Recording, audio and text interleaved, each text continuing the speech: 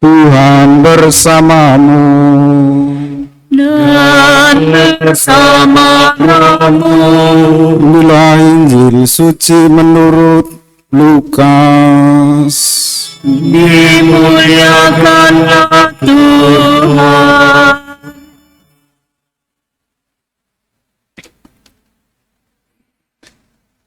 Tiap-tiap tahun pada hari raya Paskah, orang tua Yesus pergi ke Yerusalem. Ketika Yesus telah berumur 12 tahun, pergilah mereka ke Yerusalem seperti lazimnya pada hari raya itu. Selesai hari-hari perayaan itu, ketika mereka berjalan pulang, tinggallah Yesus di Yerusalem tanpa diketahui orang tuanya, karena mereka menyangka bahwa Yesus ada di antara orang-orang seperjalanan mereka. Perjalanan mereka sehari jauhnya, lalu baru mencari dia di antara kaum keluarga dan kenalan. Karena tidak menemukan dia, kembalilah Maria dan Yosef ke Yerusalem sambil terus mencari dia. Sesudah 3 hari mereka menemukan Yesus dalam bait Allah. Yesus duduk di tengah-tengah alim ulama sambil mendengarkan mereka dan mengajukan pertanyaan-pertanyaan kepada mereka. Semua orang yang mendengar dia sangat heran akan kecerdasan dan segala jawab yang diberikannya. Ketika Maria dan Yosef melihat dia, tercenganglah mereka. Lalu kata ibunya kepadanya, "Anak, mengapakah engkau berbuat demikian terhadap kami? Bapamu dan aku dengan cemas mencari engkau." Jawab Yesus kepada mereka, "Mengapa kamu mencari aku? Tidakkah kamu tahu bahwa aku harus berada di dalam rumah Bapakku?"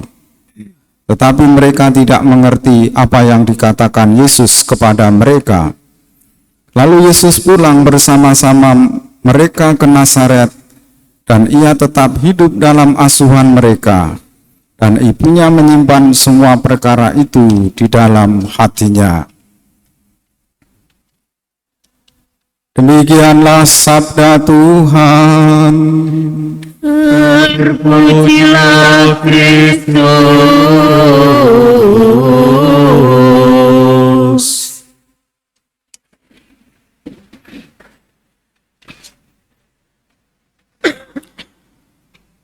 Umat Allah yang terkasih, ada peribahasa tak kenal maka tak sayang. Tetapi persoalannya adalah yang sudah kenal pun belum tentu saling menyayang. Karena sudah tahu kebiasaannya, sudah tahu jadwalnya, sudah tahu apa yang biasa ia lakukan.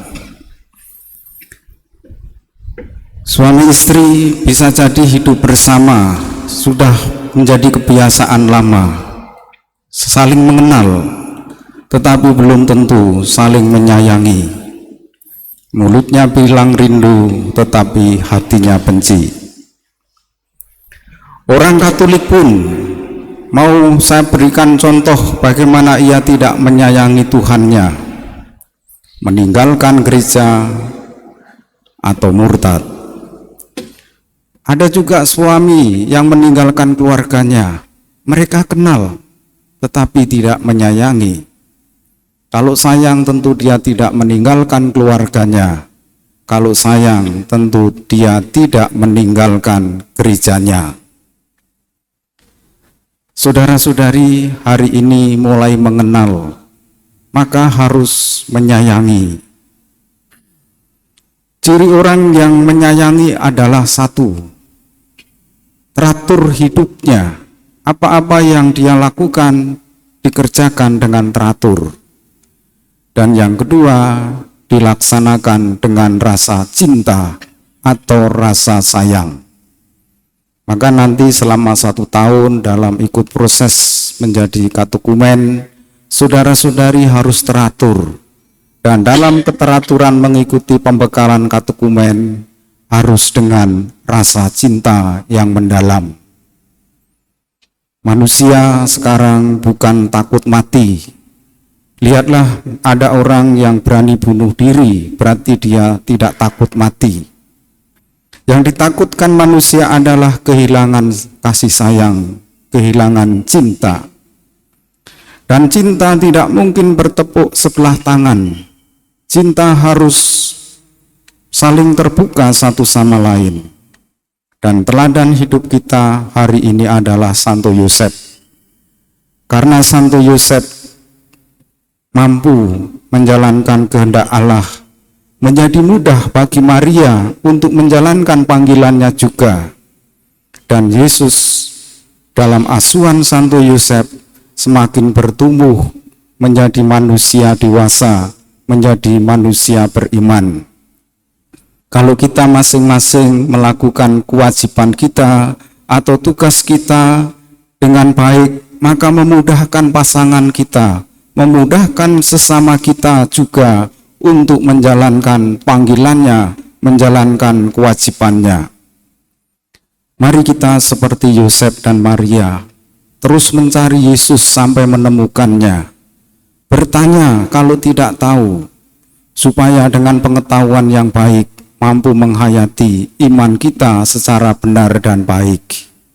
Dan Santo Yosef terkenal dengan ketulusannya, dengan kerendahan hatinya, dengan sikap diamnya itu, ia menjalankan kehendak Allah secara sempurna. Dengan begitu, dia sungguh menjadi bapa untuk para keluarga, teladan para keluarga, juga menjadi teladan kita, orang beriman, dalam menjalani panggilan hidup kita, menghayati diri sebagai murid-murid Tuhan Yesus. Maka dengan begitu, mari kita lanjutkan dengan upacara pelantikan katekumen tahap pertama.